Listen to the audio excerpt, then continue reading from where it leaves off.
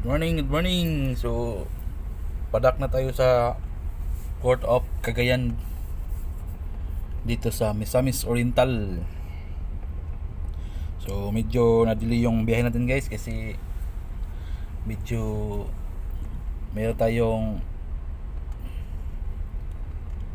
minor engine trouble. Ayun.